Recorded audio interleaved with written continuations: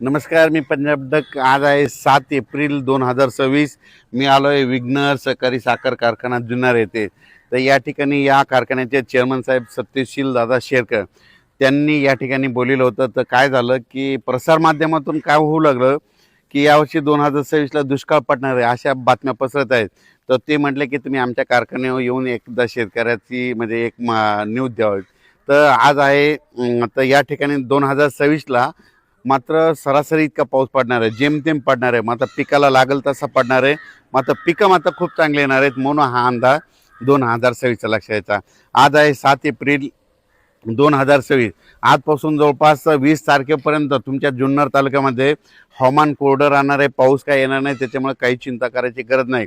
पण त्याच्यानंतर काय होणार आहे, 21, 22, 23च्या दरम्यान मात्र जुन्नरच्या पलीकडल्या साईडनं म्हणजे खाली घाटाकून पाऊस पुन्हा परत पावसाचं वातावरण तयार होणार आहे. म्हणून हा अंदाज जुन्नर तालुक्यातल्या शेतकऱ्यांनी लक्षात यायचा. कारण की या भागात असल्यामुळं या शेतकऱ्यांनी लक्षात यायचं.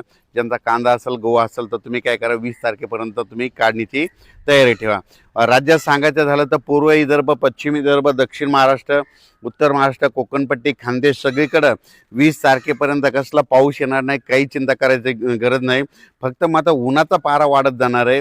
चांगलं काही ठिकाणी 38 अंश, कुठं 39, कुठं 40, 41, 42, 43 अंशापर्यंत उन्हाचा पारा वाढणार आहे. म्हणून हा अंदाज देखील सर्व पूर्व विदर्भ, पश्चिम विदर्भ, दक्षिण महाराष्ट्र, उत्तर महाराष्ट्र, कोकणपट्टी, खानदेश, मराठवाड्यातल्या सर्व शेतकऱ्यांनी हा अंदाज लक्षात घ्यायचा. तसेच मी या जुन्नर तालुक्यामध्ये आहे म्हणून तुम्हाला एक सांगू इच्छितो. ह्या जुन्नरच्या पलीकडे कोकणपट्टी आहे. तर या कोकणपट्टी शेतकऱ्याचे मला फोन आले, त्यांच्याकडे आंबा उत्पादक आहेत. तर त्यांना सांगू इच्छितो की म्हणजे कोल्हापूर जिल्हा, सातारा जिल्हा, पुणे जिल्हा, असाच हे पट्टा चांगला नाशिकपर्यंत हे जे पट्टा आहे ना, ह्या पट्ट्यामध्ये मात्र 19 तारखेच्या नंतर त्यामध्ये त्या परिसरामध्ये पावसाचं वातावरण होणार आहे. 20 तारखेपासून या कोकणपट्टीच्या ह्या म्हणजे आपला या साताऱ्यापासून ते इकडे इगतपुरीपर्यंत ह्या पट्ट्यामध्ये पावसाचं वातावरण राहणार आहे. म्हणून ही अंदाज त्या कोकणातल्या सर्व शेतकऱ्यांनी लक्षात घ्यायचा. त्याच्यानंतर उत्तर महाराष्ट्राकडे वळू म्हणजे नंदुरबार जिल्हा झालं, धुळे जिल्हा झालं, जळगाव जिल्हा झालं, नाशिक जिल्ह्यात झालं.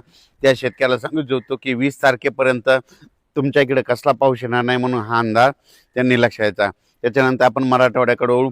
नांदेड जिल्हा झालं, परभणी जिल्हा झालं, हिंगोली जिल्हा, बीड जिल्हा, धाराशिव जिल्हा, लातूर जिल्हा, जालना जिल्हा, संभाजीनगर ह्या मराठवाड्यातल्या शेतकऱ्याला सांगू इच्छितो की 20 एप्रिलपर्यंत कसला पाऊस येणार नाही, त्याच्यामुळे काही चिंता करायची गरज नाही.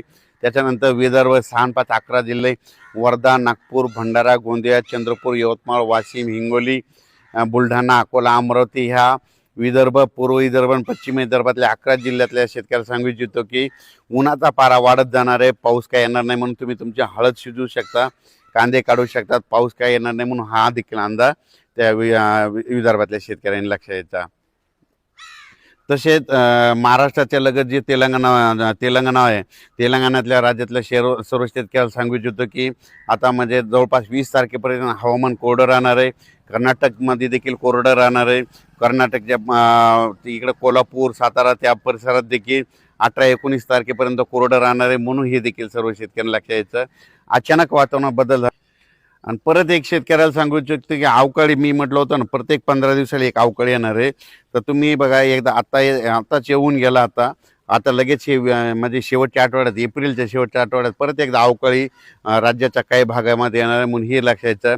मेमध्ये देखील तसंच परिस्थिती राहणार आहे. मेमध्ये देखील 2 अवकाळी येणार आहेत. त्याचा आपण नंतर मेसेज दिला जाईल. धन्यवाद.